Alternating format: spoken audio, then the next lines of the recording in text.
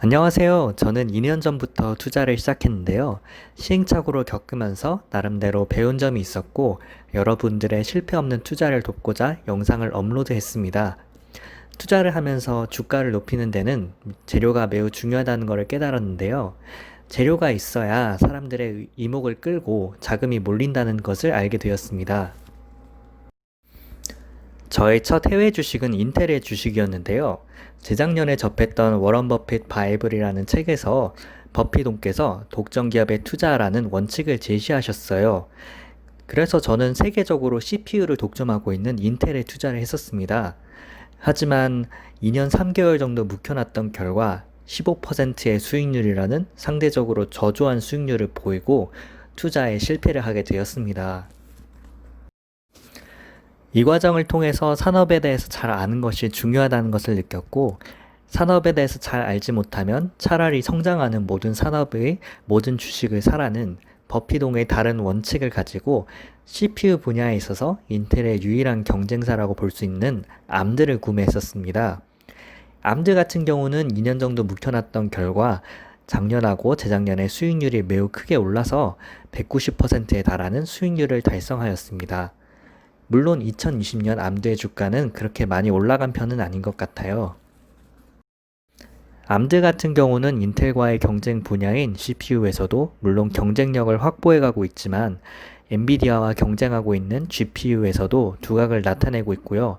현재 GPU가 CPU를 밀어내고 있는 형국이기 때문에 높은 주가 상승률을 보였던 것입니다. GPU의 절대 강자인 엔비디아가 인텔의 시가총액을 뛰어넘은 것도 기술의 트렌드 변화를 반영한 것이라고 할 수 있겠죠. 작년하고 올해 글로벌 플랫폼 시장에서 빅데이터가 화두였고 글로벌 플랫폼 기업들의 세상이었습니다. 특히 앞으로 소개해드릴 거대 4개 플랫폼인 아마존, 애플, 페이스북, 구글, 거대 플랫폼 기업들이 만들려고 했던 미래는 플랫폼 제국의 미래라는 책에서 잘 나타나 있습니다. 책에서 이들이 돈을 벌 수 있었던 원인에 대해서 말해주고 있는데요. 이들은 인간 행동의 근본적인 이해와 그 이해를 바탕으로 기술을 잘 결합시켰던 점이 수익 창출의 원인이었습니다. 성장할 때는 되게 착한 척을 하면서 각종 좋은 말과 포장으로 정부의 세제 혜택과 보조금을 얻으면서 성장하기도 했고, 거대 기업으로 큰 뒤에는 앞으로 경쟁자가 될 수도 있었던 기업들을 먹어치우면서 사람과 기술을 갈취하거나 각종 전략으로 말라 죽여서 독점적인 지위를 유지하고 있습니다. 저는 이 4개 플랫폼 기업의 주식을 모두 구매해 봤는데요. 차근차근 분석을 해보도록 하겠습니다. 아마존은 되게 비싼 주식이에요. 제가 살 때도 아마존은 제 월급에 연가 보상비까지 휴가를 다 포기하고 나서야 구매할 수 있었습니다. 돈이 모여야 살 수 있어서 조금 다른 주식보다는 늦게 산 편이었는데요. 다행히 주가도 51.85%라는 나쁘지 않은 성과도 있었습니다. 아마존은 차를 타고 마트를 직접 방문해야 하는 귀찮은 일상적인 소비를 혁신적으로 제거하였고, 오늘날 소비와 물류를 독점한 기업이 되었죠. 파격적인 배송, 환불 정책과 같은 디테일에 충실한 소비자 정책도 한몫했고요. 인터넷 쇼핑은 블랙 컨슈머를 걸러내는 것이 중요한데, 빅데이터를 활용한 블랙 컨슈머의 선별로 이미지 제고와 이익 창출의 두 마리 토끼를 잡은 것은 유명한 일화입니다. 아무튼 아마존은 아마존구부터 시작해서 직원 없는 물류를 선도하고 있습니다. 사람이 없는 기업의 미래를 본인의 공장에서 보았기 때문에 아마존의 리더 제프 베조스는 기본소득을 강력히 주장하는 건지도 모르겠네요. 특히 아마존은 AWS, 아마존 웹 서비스로 클라우드 컴퓨팅 분야 점유율에서도 1위를 하면서 두각을 나타내고 있습니다. 대부분의 미국 스타트업들이 AWS를 이용해서 비즈니스를 하는 만큼 창업 생태계가 활발해질수록 아마존은 앞으로도 더 성장할 것입니다. 다음은 아이폰, 맥북으로 유명한 애플인데요. 애플은 아마존보다는 주가가 상대적으로 싸기 때문에 아마존보다는 좀 더 미리 사서 수익률은 더 좋은 55.51%의 수익률을 올렸습니다. 애플은 어찌 보면 아마존과는 반대 방향으로 전략을 세웠기 때문에 성공한 케이스라고 볼 수 있는데요. 아마존이 싼 가격과 편리함으로 우리의 이성과 뇌를 자극했다면 애플은 심장과 번식의 본능을 자극하여 성공한 케이스라고 할 수 있습니다. 애플은 전자제품에 명품을 성공적으로 입힌 것이 신의 한 수였습니다. 일본 기업들이나 삼성과는 달리 디자인과 기술력뿐만 아니라 젊음과 혁신성, 그리고 스마트한 전문 계층의 이미지를 전자제품에 씌움으로써 전자제품의 명품화를 성공적으로 이끌었습니다. 전문 계층들은 현대사회에서 가장 성공적인 사람들이기 때문입니다. 2013년에 버버리나 입생로랑 등 명품업계의 CEO들을 대거 영입함으로써 스타일 혁신을 했던 것을 보면 알 수 있죠. 애플은 이제 하드웨어 분야를 넘어서서 애플 버전 넷플릭스를 만드는 것을 시작으로 미디어 서비스 기업으로 대전환을 시작했다는 평가도 있습니다. 바로 애플 아케이드, 애플 TV 플러스, 애플 뉴스 플러스의 등장인데요. 100여 개국 14억 명의 애플 사용자와 이를 이용한 빅데이터 기술을 고려할 때 경쟁 우위에서는 밀리지 않을 것이라 생각합니다. 실제로 서비스 매출은 지속적으로 최대 실적을 경신하고 있습니다. 페이스북도 상대적으로 값싸기 때문에 일찍이 샀던 주식 중에 하나인데요. 페이스북 주가 실적은 그렇게 좋은 편은 아니었습니다. 18.80%를 달성하였는데요.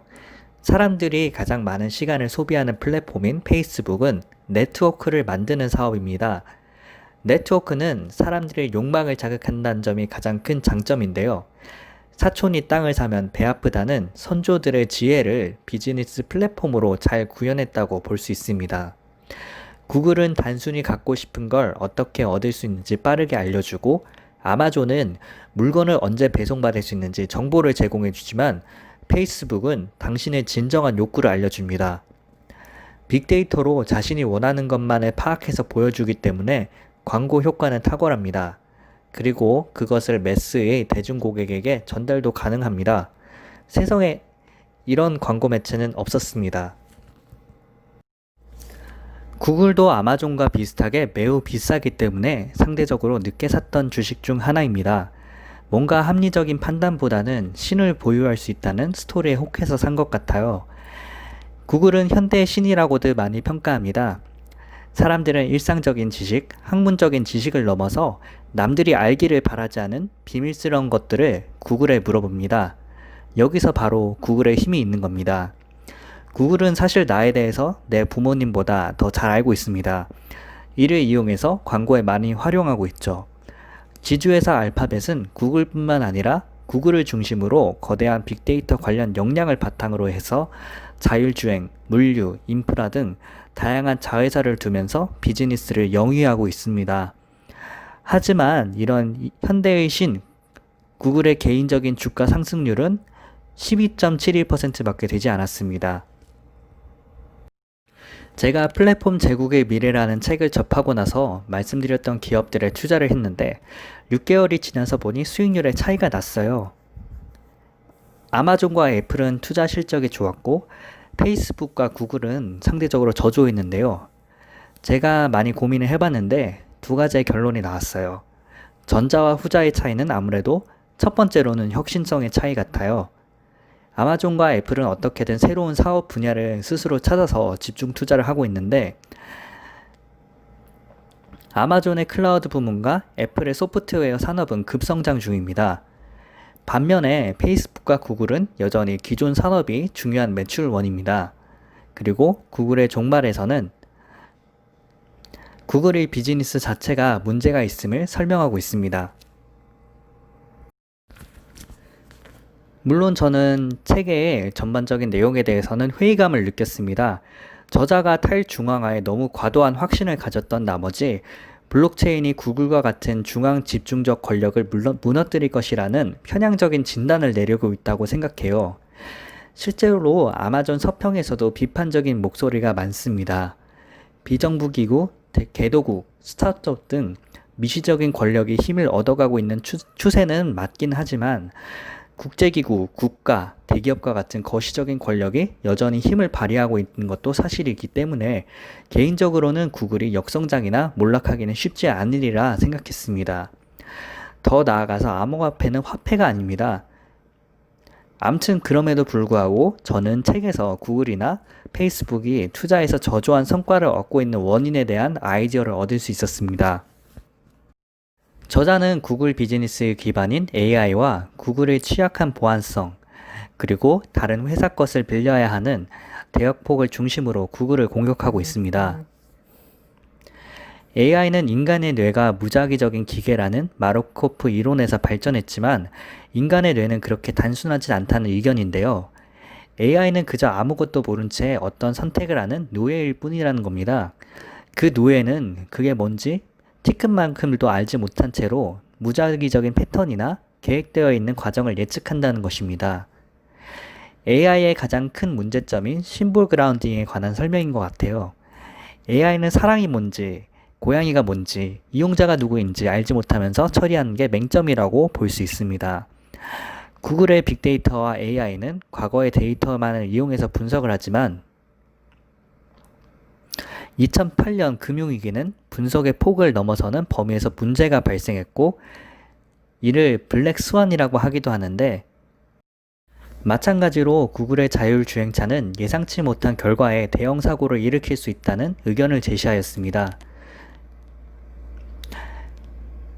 그리고 저자는 이를 이용한 광고 비즈니스에도 회의감을 갖고 있는데 이것이 바로 페북과 구글의 주가 상승 실적이 아름답지 않은 이유라고 저는 아이디어를 얻었습니다. 그 외에도 보안성이나 대역폭 문제를 제기했는데 나름 합리적이라고 생각합니다. 물론 구글도 본인들의 비즈니스 양식에 문제가 있다는 것을 깨달았는지 콘텐츠 유료 전환을 추진하고는 있습니다. 이게 득이 될지 독이 될지는 지켜봐야겠네요. 이런 의미에서 저자는 엔비디아에 주목하고 있습니다. 엔비디아는 중앙 집중적인 구글과는 달리 병렬 프로세스를 공급하는 동시에 구글 이후의 세상을 위한 새로운 플랫폼들을 공급하는 강력한 존재라는데요. 이것은 하드웨어 산업의 전체적인 지형 변화 때문입니다.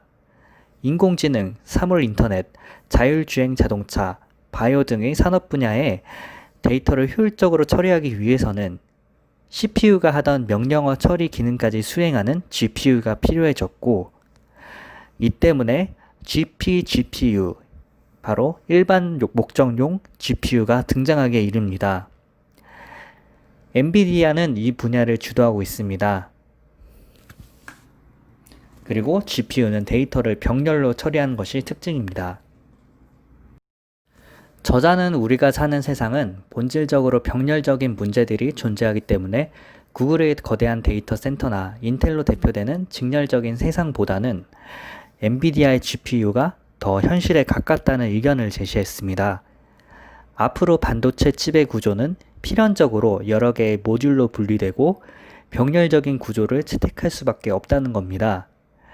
AI는 인간의 뇌를 대체하는 것이 아니라 인간의 뇌를 모방하면서 끊임없이 진화할 것이라는 의견도 함께 제시했습니다.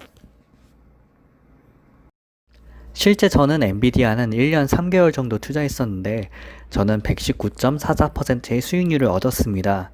2년 3개월 동안 15%를 얻은 인텔과 6개월 동안 12.72%를 얻은 구글과는 차이가 크죠. 미국 주식시장에 거품이 좀 빠지면 저는 페북과 구글에 있는 자금을 철수하고 엔비디아에 투자를 할 예정입니다. 주식의 재료들에 대한 정보를 명확히 얻으면서 투자를 하면 좋은 수익률을 얻을 수 있을 것입니다.